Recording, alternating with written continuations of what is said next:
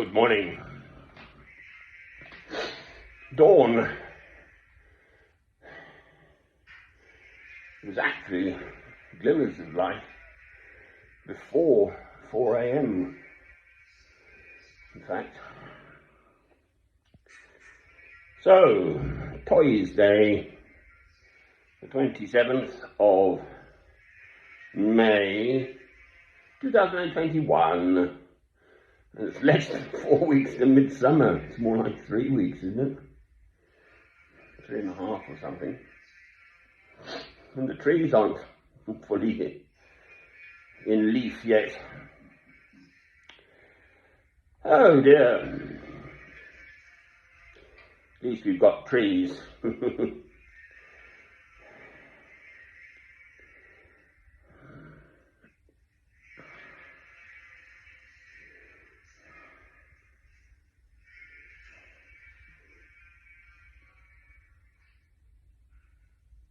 Well, for good or ill, I had wonderful elderly gentlefolk. Well, it's for good, actually.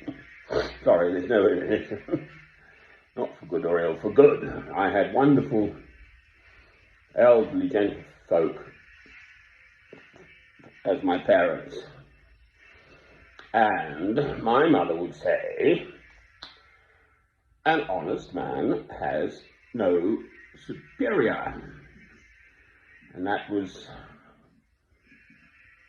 the culture in which I grew up.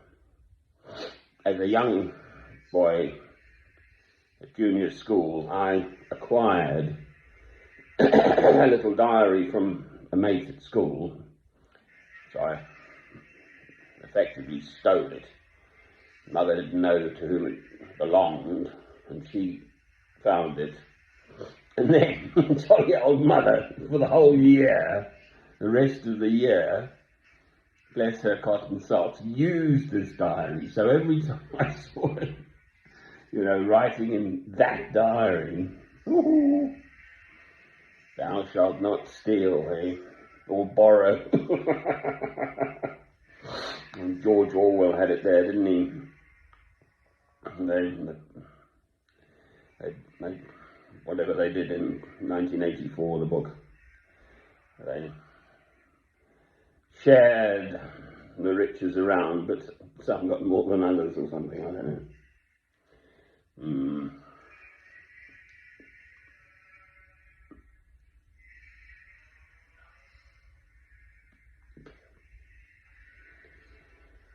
Well, I'm moving tomorrow, all things being equal, up to Northumbria, a county town called Alnwick, which is still England, but the feeling up there is different. It's a sort of there's this north-south divide in England, rather, and it's definitely a good bit north of Newcastle upon Tyne, and then just sort of south of the Scottish borders. So there's a different sort of feeling up there. But, I mean, it's just common parlance now to speak of the current Prime Minister of Britain as a liar.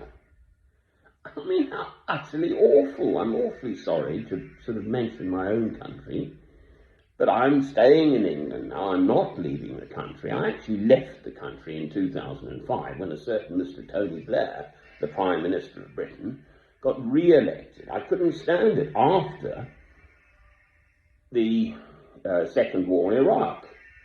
People knew what he had got up to, being George W. Bush's poodle and all of that. Anyway, so I'm not leaving the country this time. I've been all around the world in the intervening 15 or 16 years. And I have to live somewhere, so I'm heading north to what I believe to be a more spiritual place. But how utterly awful.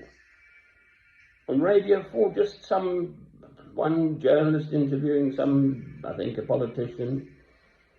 Well, gee, to openly just sort of, in a routine manner, say, well, we all know he's a liar, or whatever.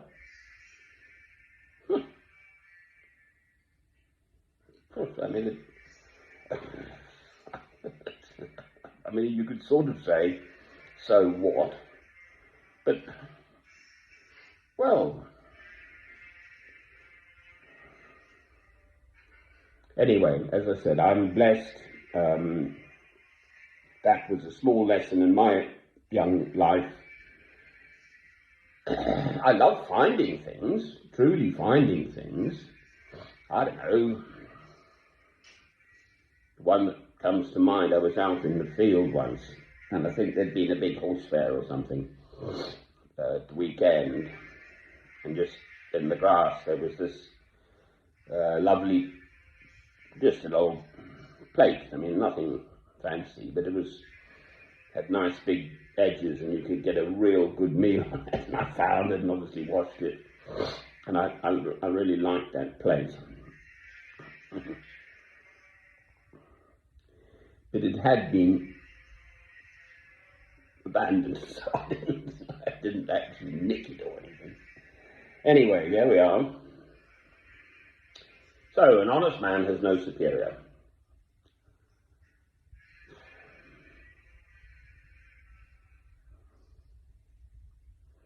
Well, it does matter. You know, if you think you can get away with little things, I'm sure we've all done something in our lives which might be regarded as a bit not quite entirely playing by the rules. I don't know. Right, so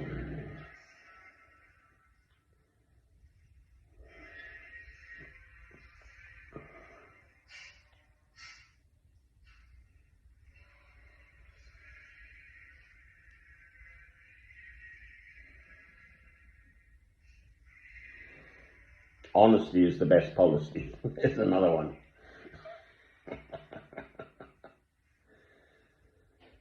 Oh well, so there we are. I might fire up again later, but that is my thought for the day. An honest man has no superior. Amen.